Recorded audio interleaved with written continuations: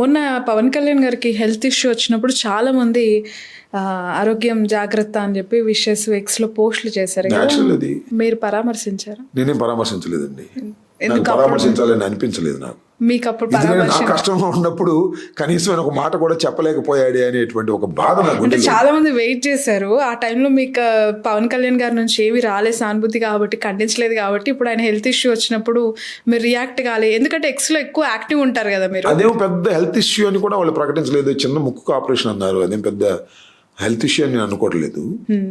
వాళ్ళు చెప్పిన దాని ప్రకారమే. ముఖ్యమంత్రి గారు వెళ్ళి కూడా ఇంటికి వెళ్ళి కలిసి, సరే ఆయన ముఖ్యమంత్రి గారు పవన్ కళ్యాణ్ గారికి చీమ కుట్టినా వెళ్తాడు, ఎందుకంటే పవన్ కళ్యాణ్ గారిని జాగ్రత్తగా చూసుకోవాల్సిన బాధ్యత ముఖ్యమంత్రి గారికి, ముఖ్యమంత్రి గారి కుమారుడికి ఉంది. ముఖ్యమంత్రి గారు ఏం ఆలోచిస్తున్నాడు, పవన్ కళ్యాణ్ జోగొడుతూ తన కుమారుణ్ణి రాజ్యాధికారంలోకి తీసుకురావాలని ఆలోచన చేస్తున్నాడు.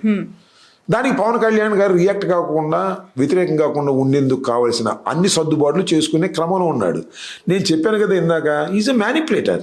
చంద్రబాబు నాయుడు గారు చక్కగా మ్యానిపులేట్ చేసుకోగలడు, ఏ విధంగా అయినా సరే పవన్ కళ్యాణ్ గారు నిద్రపుచ్చగలడు, ఆయన కుమారుణ్ణి అధికారం ఎక్కించగలడు. అయితే ఈ విజయ్ గెలిచిన తర్వాత, స్టాలిన్ ఓడిపోయిన తర్వాత ఏ నిర్ణయం తీసుకుంటారు అనేది వేచి చూడాలి. రైట్. లాస్ట్ టైం మీ ఇంటర్వ్యూస్ నేను ఒకసారి చూస్తూ ఉన్నప్పుడు మీ ఫేవరెట్ లీడర్ ఎవరు, మీకు ఇష్టమైన వ్యక్తి ఎవరు అన్నప్పుడు ఉండవల్లి అరుణ్ కుమార్ గారి పేరుని మీరు ప్రస్తావించారు. అవును. జగన్ గారికి మించి ఆయనలో ఏం కనిపించాయి? జగన్ గారికి మించి ఆయనలో ఏం కనిపించాయి? ప్రశ్న ఏంటంటే జగన్ గారితో పోల్చవలసిన ప్రశ్న కాదు. ఆ ప్రశ్న ఏంటంటే రాజశేఖర రెడ్డి గారు, జగన్మోహన్ రెడ్డి గారి తరువాత మీకు రాజకీయాల్లో ఇష్టమైన నాయకుడు ఎవరు అని అడిగారు ఆ ప్రశ్న. ఆ తర్వాత నాకు బాగా నచ్చిన ఇష్టమైన ఉండవల్లి అరుణ్ కుమార్ అని చెప్పారు. అది అంతే తప్ప వాళ్ళ పోటీ కాదు. రాజశేఖర రెడ్డి గారు కూడా ఉండవల్లి గారు, రాజశేఖర రెడ్డి గారికి ఉండవల్లి గారు శిష్యుడు లాంటివాడే.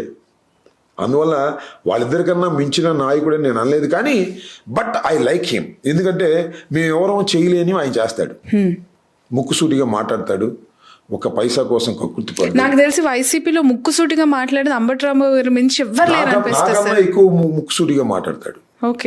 నెంబర్ 1. నెంబర్ 2, 2 సార్లు పార్లమెంటు సభ్యుడిగా చేసిన ఆటోకి వెళ్తాడు, మామూలు రైల్లో ప్రయాణం చేస్తాడు, ధనం ఏమీ సంపాదించినటువంటి వ్యక్తి. సోనియా గాంధీకి చాలా సన్నిహితంగా ఉన్నాడు, తమిళనాడుకి ఇన్ఛార్జిగా కూడా ఉన్నాడు కొంతకాలం, చాలా సన్నిహితంగా సోనియా గాంధీ గారికి. ఎందుకంటే రాజీవ్ గాంధీ గారికి ట్రాన్స్లేటర్గా ఉన్నాడు.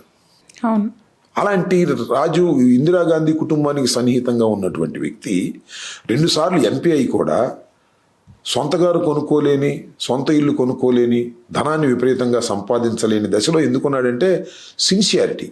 ఒక పైసా ఎవరి దగ్గర తీసుకోకూడదు అనేటువంటి సిన్సియారిటీ. అలాంటి సిన్సియారిటీ మాకు లేదు ఇవాళ.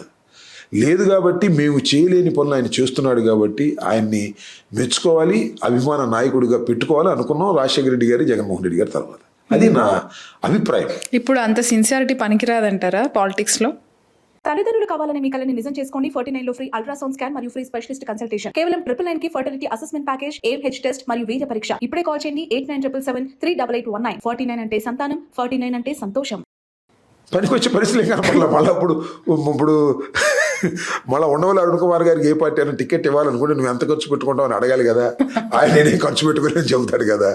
సో ఇవన్నీ జరుగుతున్న పరిణామ క్రమాలు. ఆ రోజున రాజశేఖర రెడ్డి గారు కానీ, వాళ్ళకున్న బాండింగ్ కానీ, సోనియా గాంధీ కానీ ఆయనకి పైసా లేకపోకుండానే టికెట్ ఇచ్చారు, గెలిపించారు, ఇవన్నీ చేశారు. రాజశేఖర రెడ్డి గారికి చాలా విశ్వాసపాత్రుడుగా ఉన్నటువంటి వ్యక్తి అరుణ్ కుమార్ గారు. రైట్.